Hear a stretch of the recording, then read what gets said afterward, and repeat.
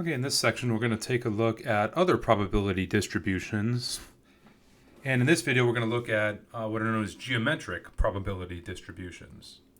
So in our previous distributions video, we looked at binomial distributions.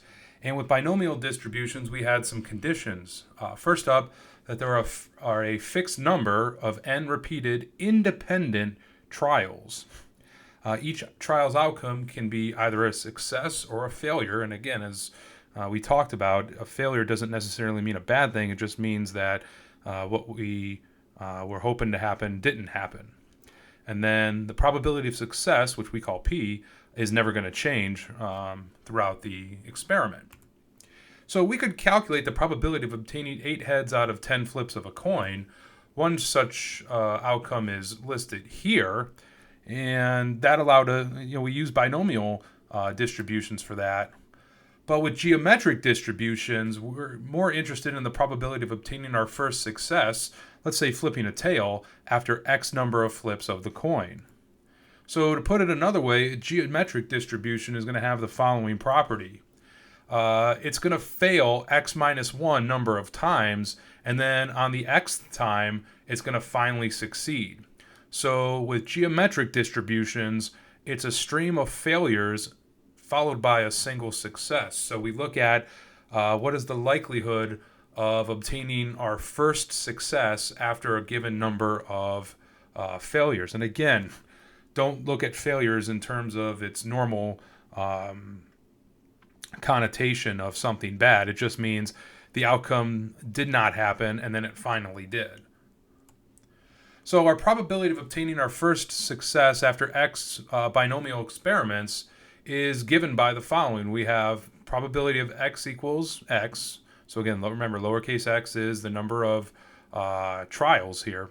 And we have our probability of failure, which is 1 minus p in parentheses. Again, some courses and books and instructors use Q as failure, but I'm just keeping it as few variables as I can. The probability of failure to the x minus 1 power times the probability of success. So we're multiplying out all these failures x minus 1 times. That's the failure probability to the x minus 1 power when you multiply something by itself x minus 1 number of times. Finally, on our last one, we would obtain our first success. So on our xth number, we would finally get our success. So example 1, a student is given a 10-question multiple choice test in which each question has 5 possible answers, let's say A through E. What is the probability that the first question the student guesses correctly on is the fourth question? So what that means is that the student's going to miss the first 3 and get the fourth one right. So fail, fail, fail, succeed. So speaking of tests and succeeding, hopefully the student does not fail this test. But we're going to get 3 failures and then finally a success.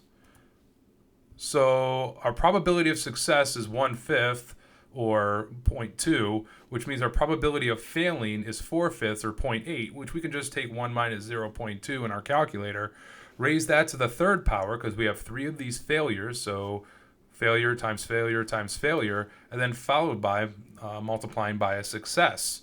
And note that the exponents we use, 3 and 1, add up to make 4, as they should. And we get about 0.1024, which means that the student has about a 10.24% chance of first guessing correctly on the fourth question, or in other words, missing the first 3 and then finally getting 1 at question number 4. And for this particular outcome, created a bar graph. Again, these are discrete probability distributions, so our x-axis is a countable value, which in this case is a number of questions that would possibly be on the test.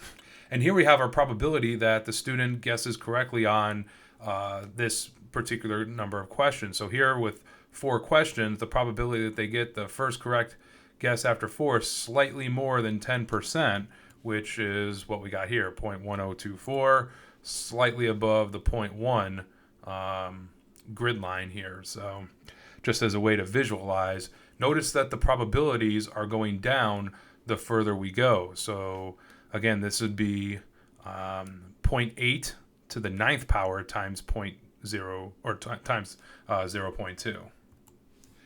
All right, our mean or expected value, again, the mean of a probability distribution is the expected value. The mean for a geometric distribution is the reciprocal of the probability of success. Or in other words, our expected value is 1 divided by p. So our variance for a geometric distribution is the probability of failure, which is 1 minus p, divided by the square of probability for success.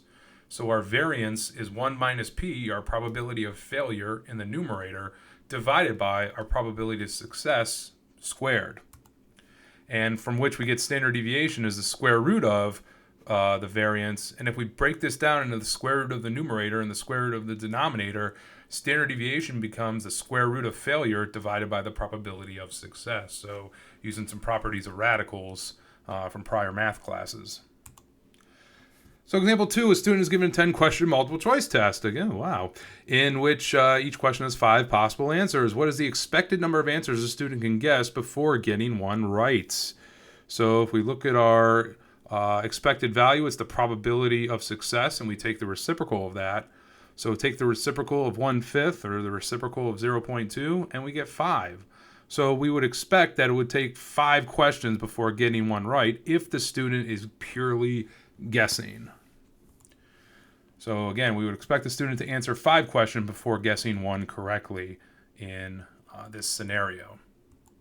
Part B, what is the standard deviation of the number of questions needed before the student guesses correctly? Well, again, it's not guaranteed that the student is going to take 5 questions before getting one right. It's possible that the student takes only 4 questions before they get the first one right, or maybe only 1 question before they get the first one right, or maybe 9 questions before they get the first one right. So standard deviation, again, is our spread of our data around our expected value. It's our average spread. So our standard deviation is the square root of the probability of failure divided by the probability of success. So square root of 1 minus 0.2, and then divide that result by 0.2, and we get about 4.47. So our standard deviation, our average spread, is about 4.47 questions, our average spread from our expected value for this multiple choice test. So study up for your multiple choice test. All right, that about does it for this video. Thank you for watching. I will see you next time.